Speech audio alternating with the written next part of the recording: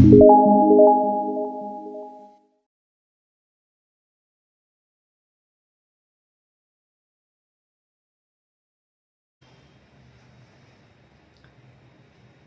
dear friends, I am Dr. Sneha and in today's lecture we are going to see what is Family Welfare Program. Now this topic is extremely important because आपकी जो theory exam है वहाँ पे आपको ये topic में से questions पूछे जाते हैं. सो जो बहुत मोस्ट इम्पॉर्टेंट क्वेश्चंस या फिर फ्रीक्वेंटली आस्क्ड क्वेश्चंस होते हैं तो उसमें ये टॉपिक बहुत इम्पॉर्टेंट है, यहाँ से क्वेश्चंस पूछे ही जाते हैं. एंड सेकेंडली जो आपकी AIPGT एग्जाम है तो वहाँ पर भी आपको इस टॉपिक में से MCQs पूछे जा सकते हैं. फॉर एग्जाम्पल गवर्नमेंट प्रोग्राम्स में जो OCPs प्रोवाइड किए जाते हैं वो कौन से होते हैं, उनका नाम क्या होता है या फिर उसका कंटेंट क्या होता है, तो ऐसे क्वेश्चन आपको पूछे जा सकते हैं. एंड मोस्ट इम्पॉर्टेंटली आपकी क्लिनिकल प्रैक्टिस के लिए ये टॉपिक बहुत इम्पॉर्टेंट है.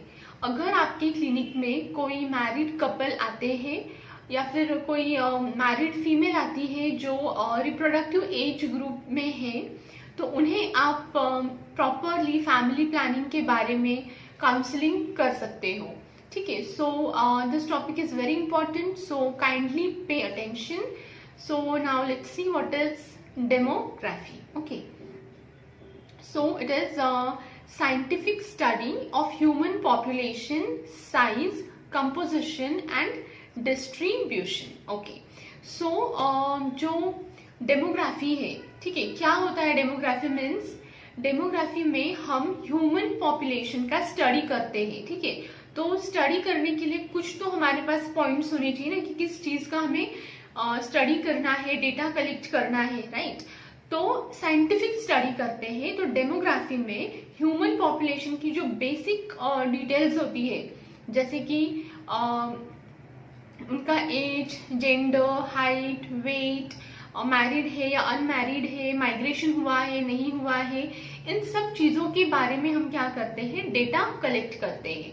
और ये सारा डेटा हम क्यों कलेक्ट करते हैं, बिकॉज इससे हमें जो नेशनल प्रोग्राम्स है उनको फॉर्म करने के लिए हमें हेल्प होती है. ठीक है, सो डेटा से हमें एक बेसिक आइडिया आ जाता है कि कौन सी पॉपुलेशन कितने परसेंट है. फॉर एग्जांपल एज, तो अगर हम एज रिलेटेड डेटा कलेक्ट कर रहे हैं तो उससे हमें ये आइडिया आएगा कि पीडियाट्रिक एज ग्रुप में कितनी पॉपुलेशन है, जेरियाट्रिक एज ग्रुप में कितनी पॉपुलेशन है और रिप्रोडक्टिव एज ग्रुप में कितनी पॉपुलेशन है. तो उस अकॉर्डिंगली हम क्या कर सकते हैं, नेशनल प्रोग्राम्स हम वहाँ पे हम इम्प्लीमेंट कर सकते हैं या फिर उसमें क्या इम्प्रूवमेंट्स चाहिए वो देखेंगे. सो एक बेसिक आइडिया हमें इससे मिल जाता है. ठीक है, सो डेमोग्राफी इज वेरी इंपॉर्टेंट. तो उसका डेटा जो है डेमोग्राफी का वो बहुत इंपॉर्टेंट होता है. ठीक है, so okay, what is this processes, fertility, mortality, marriage, migration, social mobility. Okay, अभी माइग्रेशन, फॉर एग्जाम्पल अगर कोई इंडिविजुअल एक प्लेस से दूसरी प्लेस जा रहा है या फिर एक कंट्री से दूसरी कंट्री माइग्रेशन कर रहा है तो ये डेटा क्यों इम्पॉर्टेंट होगा. एक तो अगर हम हेल्थ के पॉइंट ऑफ व्यू से देखेंगे तो ऐसी बहुत सारी कंट्रीज होती हैं कि वहाँ पे कुछ रूल्स होते हैं. फॉर एग्जाम्पल अगर कोई स्पेसिफिक डिजीज है वो एक स्पेसिफिक जोग्राफिक एरिया में ही होता है. ठीक है, सो वो तो कुछ ऐसे रूल्स होते हैं कि अगर आपको एक कंट्री से दूसरी कंट्री जाना है तो आपको वो डिजीज के अगेंस्ट वैक्सीनेशन लेकर ही आप वहाँ पे जा सकते हो. ठीक है, नेक्स्ट इज माइग्रेशन से क्या होगा कि जो पॉपुलेशन एक जगह से दूसरी जगह पे जा रही है तो क्या होगा, जहाँ पे वो लोग माइग्रेट हो रहे हैं वहाँ पे रिसोर्सेज के लिए डिमांड बढ़ जाएगी, है ना, हाउसिंग के लिए या फिर फूड सप्लाई के लिए, वाटर सप्लाई के लिए जो रिसोर्सेज की डिमांड है वो इंक्रीज होगी. ठीक है, तो इससे एक आइडिया आएगा कि जो रिसोर्सेज है वो हम कैसे डिस्ट्रीब्यूट करें, कौन से रिसोर्सेज की ज़्यादा ज़रूरत है, कहाँ पे क्या एज ग्रुप है, ये सारा आइडिया मिल जाता है. ठीक है, हेल्प्स प्रेडिक्ट हेल्थ नीड्स. अभी हमने जो डिस्कस किया कि जो हेल्थ नीड्स है वो प्रेडिक्ट कर सकते हैं, ठीक है। Next is resource allocation, maternal and child health services. Okay, now let's see demographic cycle, ठीक है। अभी ये जो डेमोग्राफिक साइकिल है इसकी 5 स्टेजेस होती है, ठीक है। दिस इज इम्पॉर्टेंट, ये 5 स्टेजेस हमें ध्यान में रखनी है और इसका क्या रेलिवेंस है अभी हम वो देखेंगे, ठीक है। सो 5 स्टेजेस कौन सी है? फर्स्ट वाली स्टेज है high stationary. Now what is high stationary? तो पहले तो हमें ये ध्यान में रखना है कि हाई स्टेशनरी में हाई वर्ड आया है, राइट। तो इसका जो अभी हम मीनिंग देखेंगे तो वहां पे हमें यही वर्ड याद रखना है कि हाई स्टेशनरी में क्या होगा? High birth rate, high death rate, ठीक है। तो अभी इसका क्या मतलब है? हाई बर्थ रेट और हाई डेथ रेट, तो अभी ठीक है, let's understand it by giving an example. जैसे कि अगर कोई एक पॉपुलेशन हम स्टडी कर रहे हैं तो वहां पे अगर जो बर्थ रेट है वो ज्यादा है, ठीक है, बर्थ रेट वहां पे ज्यादा है तो वहां की पॉपुलेशन इंक्रीज होनी चाहिए, पर एट द सेम टाइम वहां पे डेथ रेट भी ज्यादा है। मतलब बर्थ रेट तो इंक्रीज हो रहा है but death rate is also increasing. So what is happening here? जो पॉपुलेशन है वो एज इट इज रहेगी, है ना। पॉपुलेशन कांस्टेंट रहेगी, स्टेडी रहेगी, तो उसमें कुछ भी इंक्रीज या फिर डिक्रीज नहीं होगा। बिकॉज अगर डेथ रेट इंक्रीज हो रही है तो बर्थ रेट भी इंक्रीज हो रही है, मतलब डेथ रेट जो है वो बर्थ रेट से कंपेंसेट हो रही है, तो पॉपुलेशन में हमें कोई भी चेंजेस देखने को नहीं मिलेगा, ठीक है। सो इसे क्या कहते हैं? High stationary. What does it mean? Stationary means कि जो पॉपुलेशन है वो ना तो बढ़ रही है ना वो कम हो रही है, वो एज इट इज है, स्टेडी है, ठीक है। Next is early expanding. Now what is early expanding? Okay, so early expanding में क्या होता है? बर्थ रेट जो होता है वो हाई होता है, ठीक है। So birth rate is high here and death rate is क्या होता है? डेथ रेट डिक्लाइंस, ठीक है। तो बर्थ रेट हाई है और डेथ रेट जो है वो डिक्लाइन होने लगा है, तो ये क्या इंडिकेट करेगा? यस, बर्थ रेट हाई है, इसका मतलब वहां पे जो हेल्थ सर्विसेज है वो अच्छे से वहां पे प्रोवाइड हो रही है, ठीक है। क्योंकि जो मदर हेल्थ केयर है और जो चाइल्ड हेल्थ केयर है वो प्रॉपरली वहां पे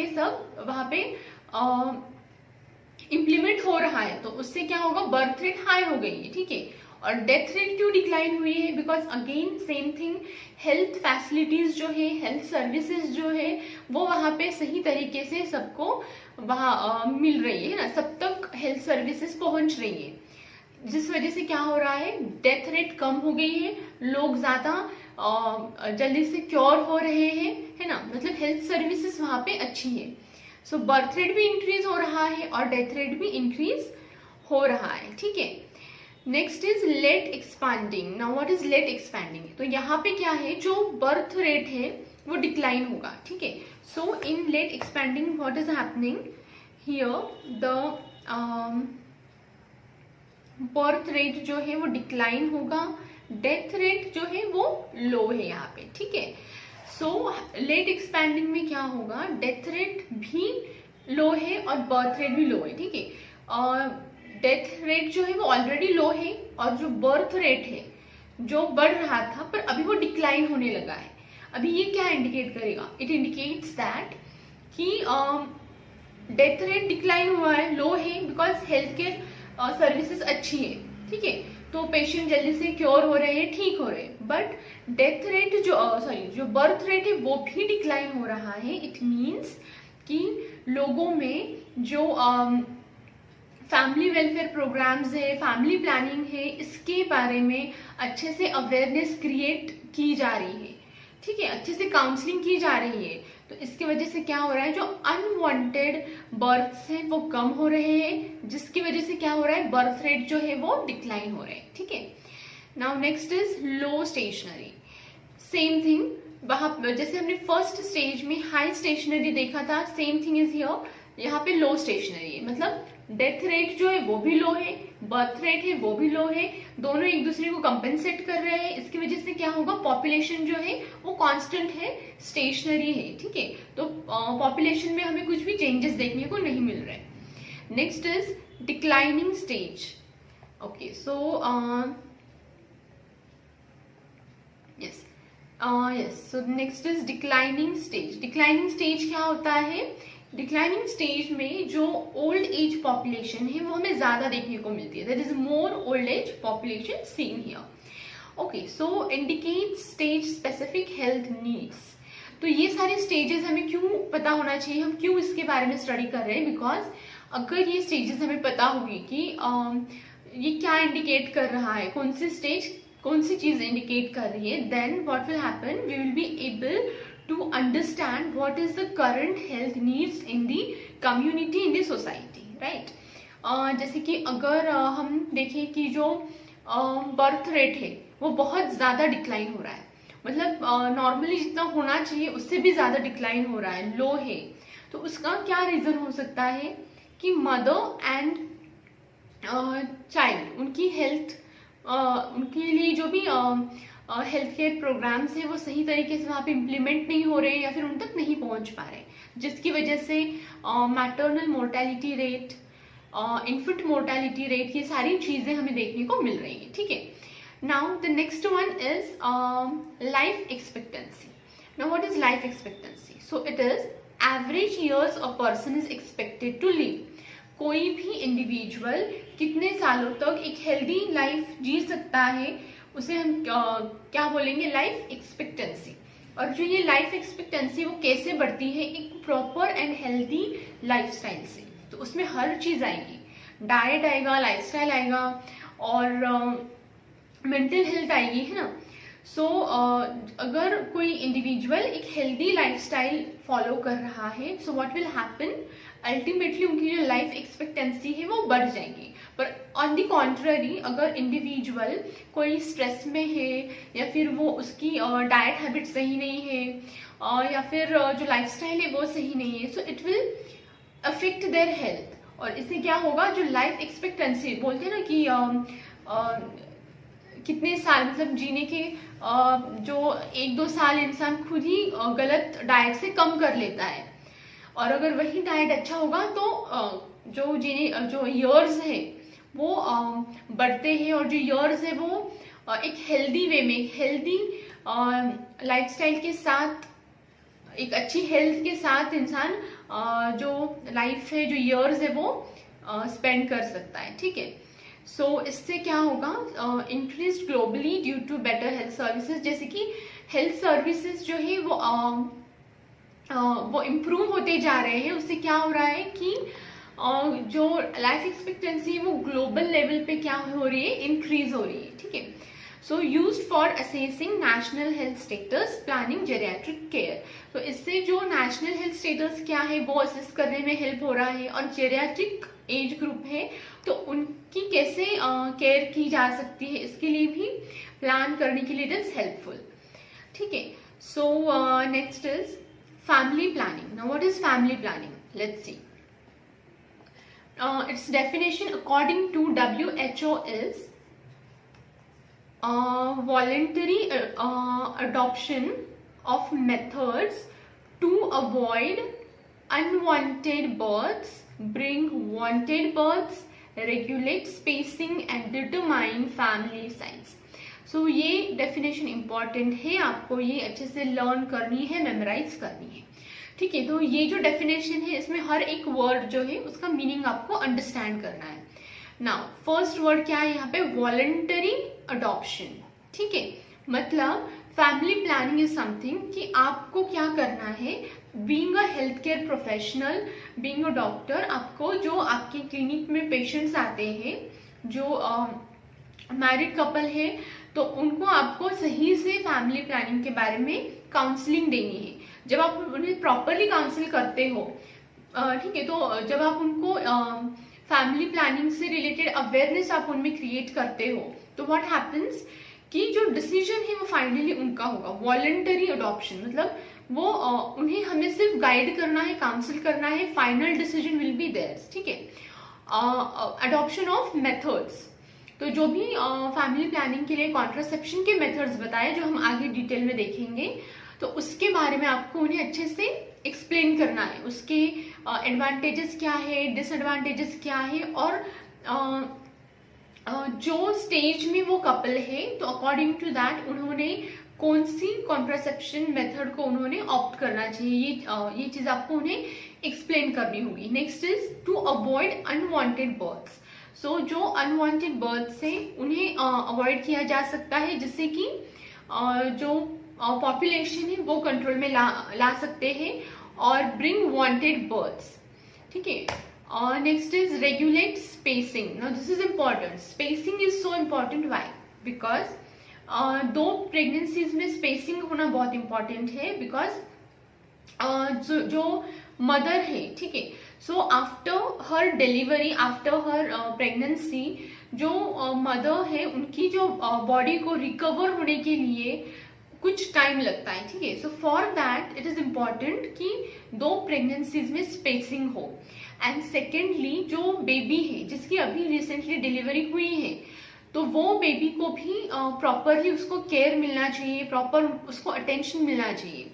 इन केस अगर सेकेंड प्रेगनेंसी जो है वो डिलीवरी के तुरंत बाद, कुछ समय बाद सेकेंड प्रेगनेंसी कंसीव होती है, तो क्या होता है इन केसेस में, जो ऑलरेडी जो बेबी डिलीवर हुआ है, पेरेंट्स उसको फुल अटेंशन नहीं दे पाते, तो उसका जो एक ऑलराउंड डेवलपमेंट और ग्रोथ है वो प्रॉपरली असेस नहीं कर पाते, और वहां पे उनका नेग्लिजेंस बढ़ जाता है, ठीक है।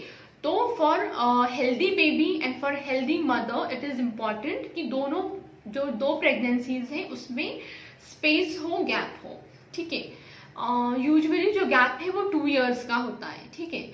Next is and determine family size, family size determine करना बहुत इंपॉर्टेंट है, बिकॉज इकोनॉमिकली भी अगर हम देखें कि एक फैमिली में कितने मेंबर्स होने चाहिए, कितने चिल्ड्रन होने चाहिए, बिकॉज इकोनॉमिकली हर चीज जो है वो भी सही से उन्हें प्लान करना आना चाहिए। So for that family planning is important, और फैमिली प्लानिंग के बारे में आपको आपके पेशेंट को सही से काउंसलिंग देना आना चाहिए, ठीक है। तो ऑब्जेक्टिव्स क्या है इसके, avoid unwanted births, regulate spacing between pregnancies, promote maternal and child health, control population growth. So जो हमने डेफिनेशन में देखा वही सेम चीजें ऑब्जेक्टिव्स में है। Next is prevents high risk pregnancies, reduces maternal and infant morbidity and mortality, yes। तो जब family planning, couples family planning को जब हम उन्हें काउंसिल करते हैं और फैमिली प्लानिंग को जब कपल्स ऑप्ट करते हैं, तो उससे क्या होगा, जो मैटरनल एंड इन्फेंट मॉर्टेलिटी या फिर मॉर्बिडिटी रेट है वो डिक्लाइन होगा, है ना, बिकॉज मदर और चाइल्ड दोनों को भी उनकी हेल्थ के लिए सफिशिएंट अमाउंट ऑफ टाइम मिलेगा, और इससे क्या होगा, जो मॉर्बिडिटी और मॉर्टेलिटी रेट्स है वो रिड्यूस होंगे। Next is eligible couple and target couple, now this is important, ठीक है। यहाँ पे आपको MCQ वगैरह भी पूछा जा सकता है, and it is important for your clinical practice as well. For example अगर आपके क्लिनिक में कोई मैरिड कपल आ रहा है, ठीक है, अभी वो कपल ओल्ड एज में है, और जो फीमेल है, जो वाइफ है, वो मतलब वो मेनोपॉज एज में, ठीक है। तो इस कंडीशन में आप उन्हें फैमिली प्लानिंग के बारे में काउंसलिंग दोगे क्या? नहीं, बिकॉज वो ओल्ड एज कपल है, तो आपको उन्हें फैमिली प्लानिंग के बारे में एक्सप्लेन करने की कोई जरूरत है नहीं। सो हमें ये पता होना चाहिए कि जो कपल्स है या फिर जो पॉपुलेशन है, हमें किससे काउंसलिंग देनी है, किसमें हमें अवेयरनेस क्रिएट करनी है, this thing we should know. So एक तो जो एलिजिबल कपल है हम उन्हें काउंसलिंग देंगे, एंड सेकेंडली जो टारगेट कपल है उन्हें देंगे। अभी एलिजिबल कपल और टारगेट कपल में क्या डिफरेंस है? सो जो एलिजिबल कपल होते हैं उसका क्राइटेरिया क्या है? They are married couple and the wife is aged between 15 to 45 years, ठीक ठीक है, so this is the reproductive age, ठीक है, रिप्रोडक्टिव एज। ऑलराइट, तो एलिजिबल कपल मतलब आपके क्लिनिक में अगर कोई ऐसे कपल आता है कि जो कोई ऐसा मैरिड कपल आता है कि जो फीमेल है उसकी एज 15 to 45 के बीच में है, that is she is in her reproductive age, so she can conceive, ठीक है, तो उस एज ग्रुप वाले पेशेंट को आप क्या करोगे, काउंसलिंग करोगे अबाउट फैमिली प्लानिंग और उसका इम्पोर्टेंस, एडवांटेजेस, डिसएडवांटेजेस आप उनको बताओगे। इस केस में भी एक एक्सेप्शन हम ऐसे देख सकते हैं कि अगर कोई कपल है जो इस क्राइटेरिया में है 15 to 45 इयर्स एज फीमेल, तो अगर उन्होंने अभी तक मतलब उन्होंने अभी तक कोई प्रेगनेंसी कंसीव नहीं करी है और दे वांट अ बेबी, ठीक है, तो इस केस में हम उन्हें कॉन्ट्रासेप्शन मेथड्स के बारे में काउंसलिंग नहीं करेंगे because they want to conceive, right. But on the other hand जो ये एलिजिबल कपल है तो इनको अगर करियर या किसी और प्रायोरिटी की वजह से फिलहाल उन्हें कंसीव नहीं करना है, तो इन केस में हम उन्हें जो टेम्पररी मेथड्स होते हैं कॉन्ट्रासेप्शन की वो हम उन्हें क्या करेंगे, एडवाइज करेंगे, ठीक है। ओके, सो यहाँ पर हम इस एज ग्रुप वाले कपल को हम जो परमानेंट कॉन्ट्रासेप्शन मेथड्स है वो हम उन्हें रेकमेंड नहीं करेंगे, ठीक है। टारगेट कपल जो होता है, टारगेट कपल मतलब ऐसा कपल जिसको हमें कॉन्ट्रासेप्शन मेथड के बारे में, फैमिली प्लानिंग के बारे में काउंसलिंग करनी ही है, अवेयरनेस क्रिएट करनी ही है। क्यों? बिकॉज इसका क्राइटेरिया देखते हैं, couples with 2 to 3 living children, मतलब इनको ऑलरेडी बेबीज है, 2 to 3 चिल्ड्रन है इन्हें ऑलरेडी, तो इन केसेस में हमें उन्हें अवेयरनेस क्रिएट करना ही है, ठीक है। बहुत बार कैसे होता है कि लोगों को दे वांट अ सन, ठीक है, लोगों को एज अ चाइल्ड उन्हें लड़का चाहिए होता है, ठीक है। तो क्या होता है, अगर फर्स्ट टाइम लड़की हुई, सेकेंड टाइम लड़की हुई, तो फिर से वो थर्ड चांस लेते हैं because they want a boy child, ठीक है। अगर थर्ड टाइम भी लड़की हुई तो वो फोर्थ टाइम भी they take the chance because again same thing, उन्हें बॉय चाइल्ड चाहिए। तो इन दैट केस आपको उन्हें प्रॉपरली काउंसिल करना आना चाहिए, आपको हर चीज उन्हें प्रॉपरली एक्सप्लेन करनी आना चाहिए, ठीक है। कि तो जो ऐसे कपल्स होते हैं कि जिनको ऑलरेडी 2-3 बच्चे हैं, तो उन्हें तो हमें ये चीजें प्रॉपरली एक्सप्लेन करनी ही है, ठीक है। Okay, is this clear now? हाँ, सो यहाँ पे क्या है, focus group for contraceptive counselling and services, right. तो these are the focus group, ये जो दो हमने देखे, eligible couple and target couple, यहाँ पे हमें काउंसलिंग करनी है। Next is health aspects of family planning. So family planning का हेल्थ एस्पेक्ट क्या है? So women's health, prevents maternal mortality, complications of repeated pregnancies. Same thing जो अभी हमने जस्ट डिस्कस करी है कि विमेन हेल्थ जो है वो इम्प्रूव होगी इससे। कैसे? जो रिपीटेड प्रेगनेंसी की वजह से कॉम्प्लिकेशंस आते हैं वो क्या होंगे, रिड्यूस होंगे, प्रिवेंट होंगे, because she will get that time during spacing to recover, right. और मैटरनल मोर्टेलिटी रेट्स भी प्रिवेंट होंगे। Next is foetal health, prevents congenital anomalies, ensures healthy birth spacing. Child health reduces child mortality, improves nutrition and growth, है ना। Child का जो nutrition growth है वो improve होगा, डेवलपमेंट ग्रोथ उनका इम्प्रूव होगा, ठीक है। Next is promote safe motherhood and child survival. Okay, now let's see problems of population explosion. Population जब इंक्रीज होता है तो उसके बहुत सारे प्रॉब्लम्स भी होते हैं, ठीक है। तो वो प्रॉब्लम्स क्या है? सो बेसिकली क्या होता है, जो बेसिक नीड्स होती है जैसे कि फूड, शेल्टर, वाटर, यहाँ पे हमें शॉर्टेज फेस करना पड़ता है। पॉपुलेशन तो इंक्रीज हो रही है पर जो रिसोर्सेस है वो लिमिटेड है। रिसोर्सेज के लिए डिमांड तो बढ़ रही है पर रिसोर्सेज का जो सप्लाई है वो लिमिटेड है। तो इससे क्या होगा, there will be it leads to shortage of food, housing, employment, education, medical care, ठीक है। तो पॉपुलेशन एक्सप्लोजन जो है उसके हजार्ड्स क्या है एक तो फिजिकल है, मेडिकल है, साइकोलॉजिकल और सोशल। फिजिकल में क्या आएगा? Overcrowding, pollution, poor sanitation. For example जैसे कि अगर बहुत ज्यादा पॉपुलेशन इंक्रीज हो रही है तो वहां पे ओवरक्राउडिंग होगी। Overcrowding can lead to respiratory diseases, है ना। ओवरक्राउडिंग की वजह से रेस्पिरेटरी इन्फेक्शंस ज्यादा इजीली स्प्रेड हो सकते हैं। पोल्यूशन कैसे होगा? अगर पॉपुलेशन बढ़ रही है तो ज्यादा लोग स्कूटी यूज करेंगे, है ना, प्राइवेट ट्रांसपोर्ट ज्यादा यूज करेंगे, प्राइवेट व्हीकल ज्यादा यूज करेंगे, तो उससे क्या होगा? एयर पोल्यूशन बढ़ेगा। उससे क्या होगा? नॉइज पोल्यूशन बढ़ेगा, राइट। पुअर सैनिटेशन, हाइजीन का इशू होगा। Next is medical. मेडिकल में क्या आएगा? Infections, malnutrition, STDs, maternal and child mortality. यहाँ पे हमें क्या देखने को मिलेगा कि इन्फेक्शंस बढ़ेंगे। जैसे अभी जो एग्जाम्पल हमने देखा, ओवरक्राउडिंग की वजह से रेस्पिरेटरी इन्फेक्शंस इजीली स्प्रेड होंगे। Next is malnutrition. मालन्यूट्रिशन में क्या होगा? जो फूड सप्लाई है उसका शॉर्टेज होगा, उसकी वजह से मालन्यूट्रिशन हमें देखने को मिलेगा। एसटीडीज, सेक्सुअली ट्रांसमिटेड डिजीजेस, वो इंक्रीज हो सकते हैं। मैटरनल और चाइल्ड मोर्टेलिटी रेट्स भी इंक्रीज हो सकते हैं, ठीक है। Next is psychological. साइकोलॉजिकल में क्या आएगा? Stress, neurosis, साइकोसिस।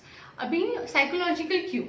फॉर एग्जाम्पल अगर हम देखें कि पॉपुलेशन इंक्रीज हो रही है, ठीक है, पर जो एम्प्लॉयमेंट है, जो जॉब अपॉर्चुनिटीज है वो लिमिटेड है, तो अभी हर किसी को जॉब नहीं मिल रहा है, ठीक है। तो जिनको नहीं मिल रहा है जॉब, उनका क्या होगा?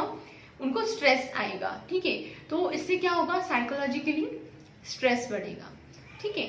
Next is social. सोशल में क्या आएगा? Poverty, crime, drug abuse. सो इंक्रीजिंग पॉपुलेशन की वजह से क्या होगा? सोसाइटी में जो पॉवर्टी है वो बढ़ेगी, क्राइम्स बढ़ेंगे, ड्रग अब्यूज बढ़ेगा, है ना।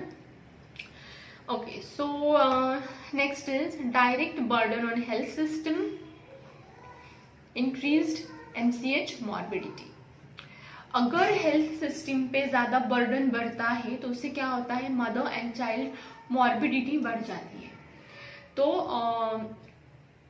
yes, so next is small family norm.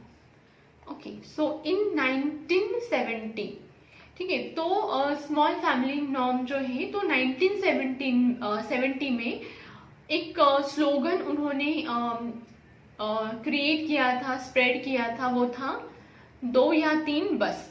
अगर हम हमारे ग्रैंड पेरेंट्स के टाइम का सोचे, है ना, अगर हम हमारे दादा दादी के टाइम की चीजें अगर सोचे तो उस टाइम पे जो बच्चे होते थे वो 8-10 बच्चे होते थे उन्हें, राइट।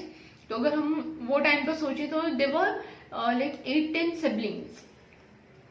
तो यस, तो 2 या 3 बस। तो दिस वॉज द स्लोगन कि 2 या फिर 3 अगर चाइल्ड है that is enough. Next is 1980। सो 1980 में कौन सा स्लोगन स्प्रेड किया था?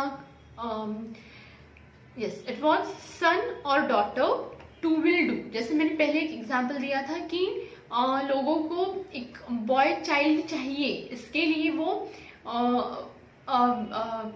चांसेस लेते थे, है ना। 1-2 लड़की हुई है फिर भी वो चांस लेते बिकॉज उन्हें लड़का चाहिए। तो उसके लिए जो स्लोगन था दैट वाज सन और डॉटर टू विल डू, मतलब लड़का हो या लड़की, 2 चिल्ड्रन इनफ है, ठीक है। Next is second child after 2 years। यहाँ पे जो 2 प्रेगनेंसीज के बीच में जो स्पेसिंग है उसके बारे में यहाँ पे बताया है, दैट इज 2 प्रेगनेंसी में 2 बच्चों में 2 साल का डिफरेंस होना चाहिए, ठीक है।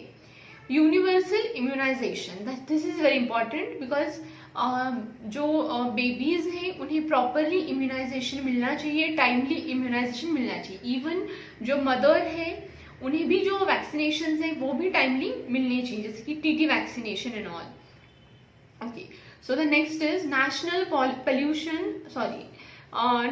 पॉपुलेशन पॉलिसी, NPP, ठीक है।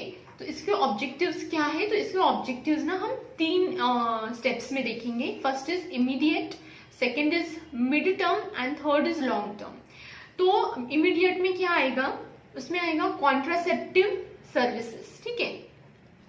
तो जो पॉपुलेशन है अगर उसे हमें कंट्रोल करना है तो इमीडिएट सोल्यूशन क्या है उसका कि कॉन्ट्रासेप्टिव मेथड्स के बारे में लोगों में अवेयरनेस क्रिएट करो।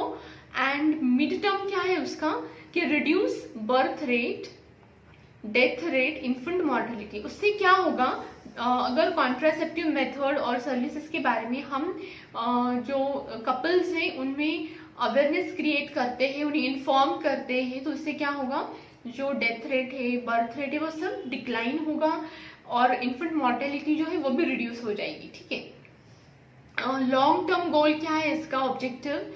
Stabilise population by 2045। सो 2045 तक क्या करना है, जो पॉपुलेशन है उसको स्टेबल करना है। ठीक है। Now let's see it's goals. NPP 2000 reduce IMR means infant mortality rate 30 by 1000 live births, then achieve 100% immunization, promote delayed marriage after 18 years for girls. So आज भी अगर आप देखो तो बहुत सारी ऐसी लड़कियां होती है जिनकी शादी 18 इयर्स के पहले की जाती है। ठीक है। सो उसकी वजह से क्या होता है कि उसको जो फीमेल है, जो लड़की है, उसकी भी हेल्थ सही से नहीं रह पाती एंड जो बेबी है उसकी भी हेल्थ ठीक से नहीं रह पाती, तो ज्यादा कॉम्प्लिकेशंस बढ़ते हैं। सो यस, तो इसके लिए व्हाट इज इम्पोर्टेंट कि जो मैरिज है वो डिले मतलब प्रमोट डिलेड मैरिज। ठीक है। सो एक 18 इयर्स के बाद ही शादी करनी चाहिए, ये चीज हमें उनको अच्छे से काउंसिल करनी है। ठीक है। Next is achieve replacement level TFR। TFR means total fertility rate. Then provides targets for reducing MMR IMR morbidity, मतलब MMR maternal mortality rate, infant mortality rate, morbidity, इन सबको हमें रिड्यूस करना है। तो उसके लिए कुछ टारगेट्स गवर्नमेंट बताएगी कि ये ईयर एंड तक ये टारगेट्स अचीव होने चाहिए। ठीक है। Now let's see methods of contraception. Yes, so just a minute.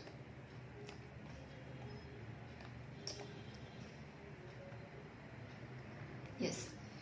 Okay. So now let's see methods of contraception.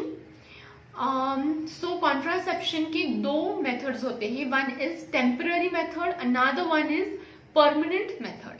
तो सबसे पहले हमें ये पता होना चाहिए कि temporary method हमें किसे recommend करना है और permanent method हमें किन्हें advise करना है, right?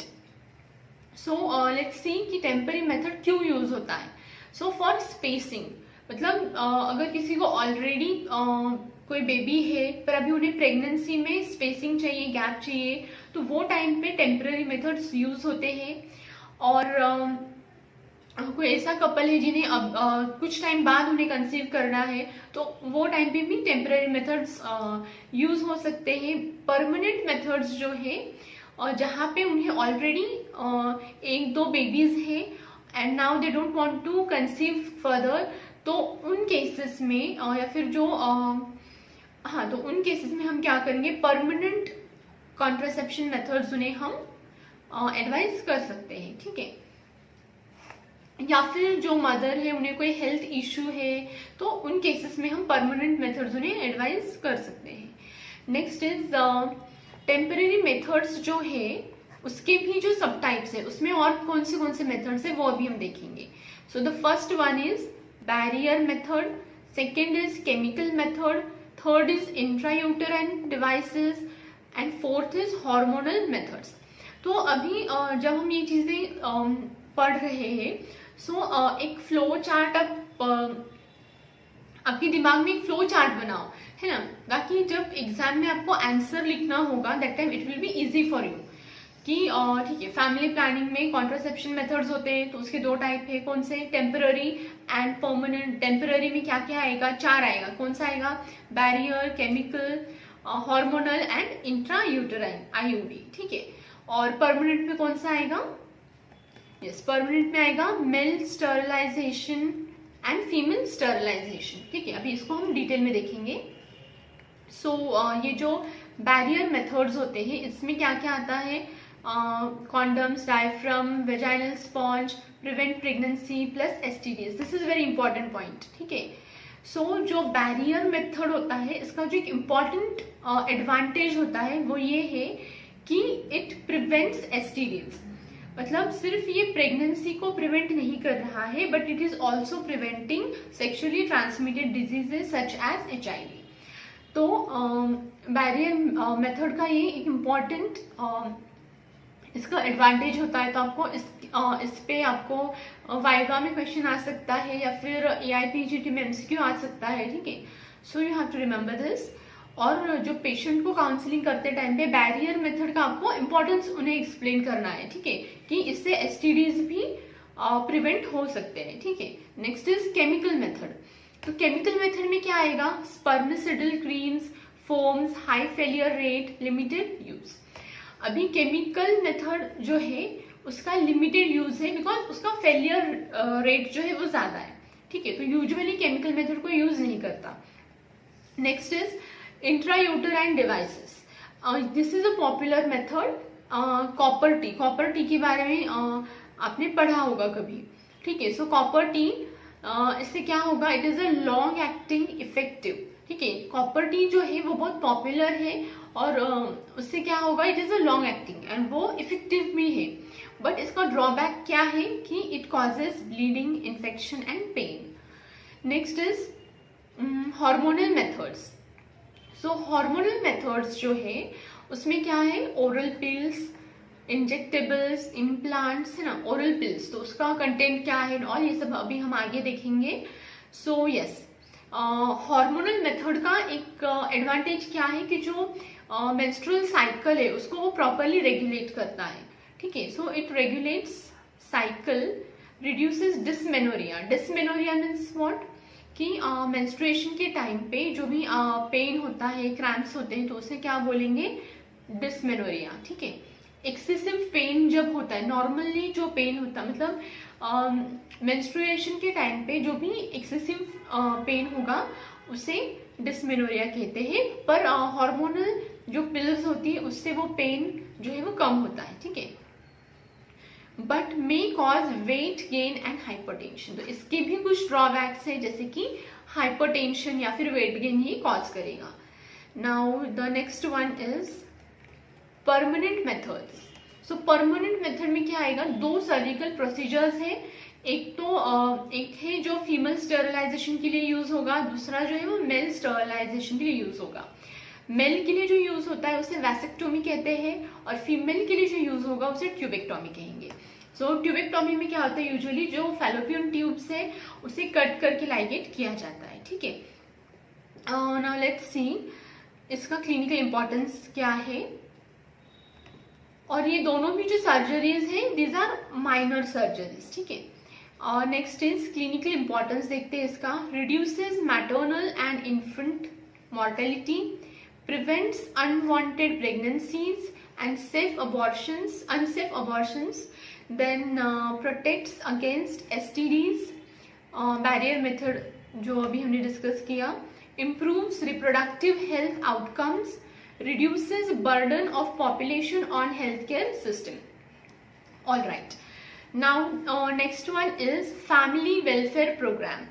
So yes, तो कॉन्ट्रासेप्शन एंड MTP के बारे में देखेंगे। सो फर्स्ट वन जो टेम्पररी मेथड्स हमने देखे तो उसमें जो फर्स्ट हमने देखा वो था barrier method. So now what is barrier method. So जो बैरियर मेथड है नाम से पता चल रहा है बैरियर, ठीक है। सो इसमें यूजुअली क्या यूज होता है, male condom, female condom, vaginal sponge, diaphragm. Effectiveness क्या है इसका, कितना है, it is 70 to 90%, depends on use. Then advantages क्या है इसके, protects against STDs।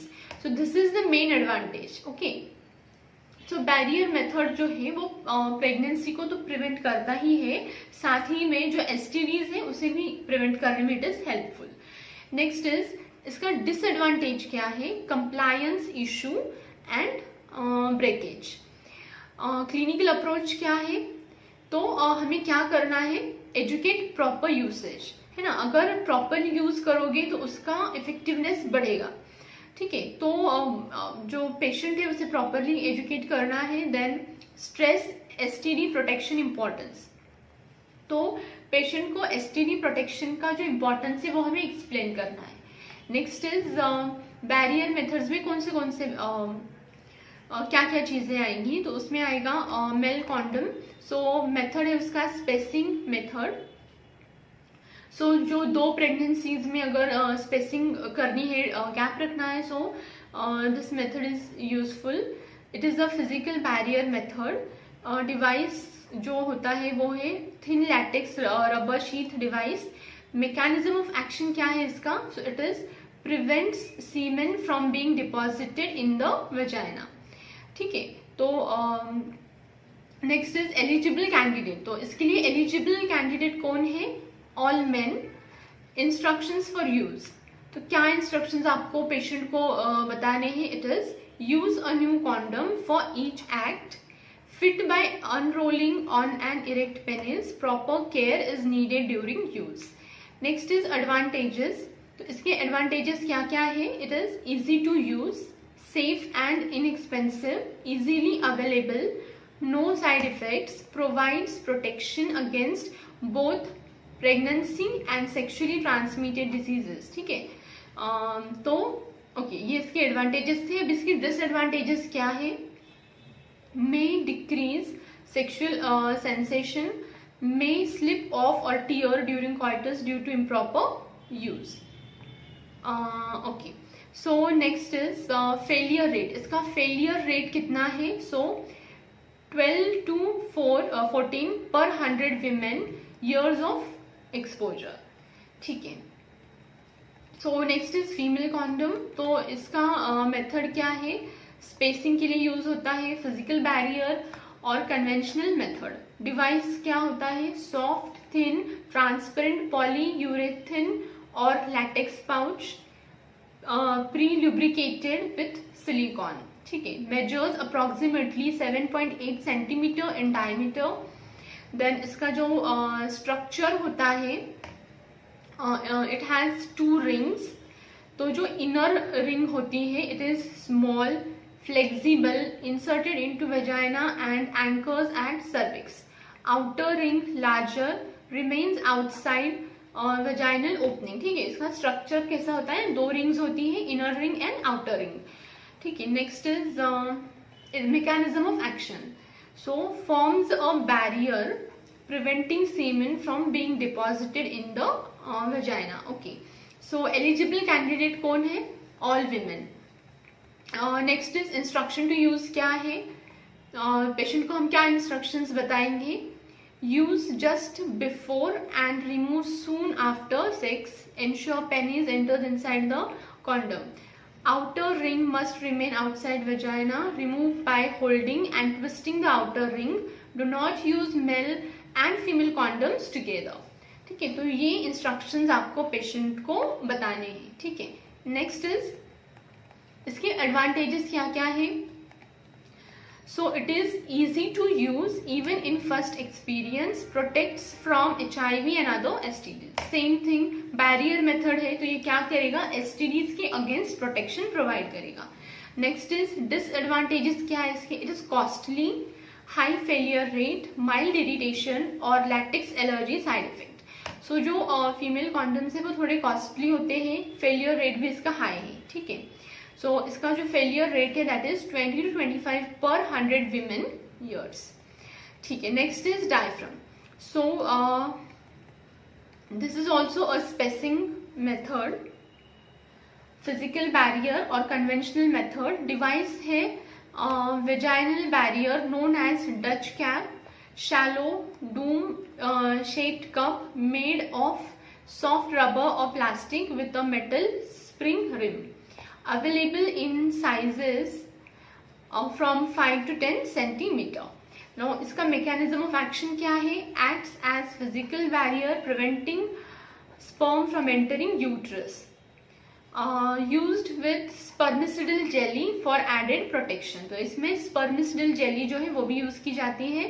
Instruction for use, तो हम पेशेंट को क्या इंस्ट्रक्शंस बताएंगे, insert before intercourse and keep in place for at least 6 hours after intercourse. Should not be removed before that. Proper vaginal tone is needed for fit. Must be demonstrated initially by a trained health worker for correct fitting. Advantages क्या है इसके? No systemic side effect, no medical contraindications.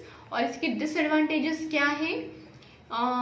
Requires demonstration by trained person initially, must remain in vagina for extended time that is 6 hours, rare risk of toxic shock syndrome if left too long. ठीक है, तो इसके advantages से ज्यादा इसके disadvantages है. इसको ज्यादा अवर्स तक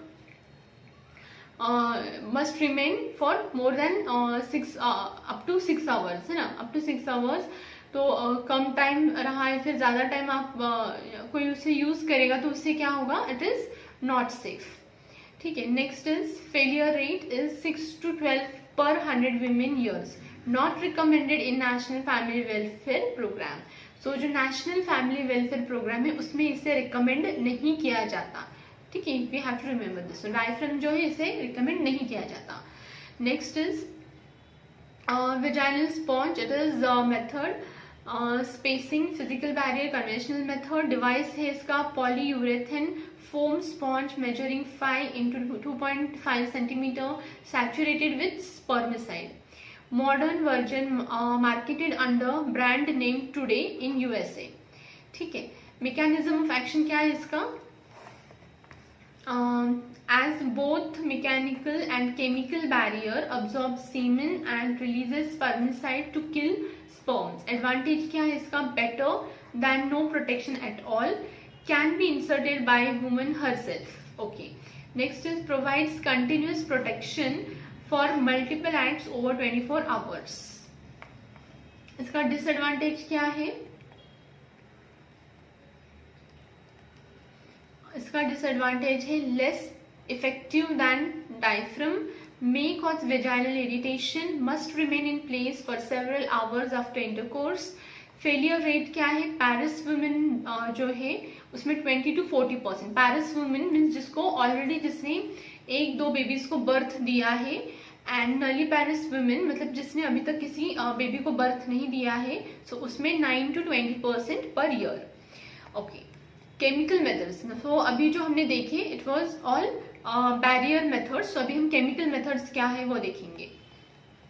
सो it include spermicidal jellies, foams, creams, suppositories and aerosols used alone or with barrier devices like diaphragm or sponge, contain chemicals, example non-oxynol 9 that destroy sperms. Okay, सो इसके एडवांटेजेस और disadvantages क्या है?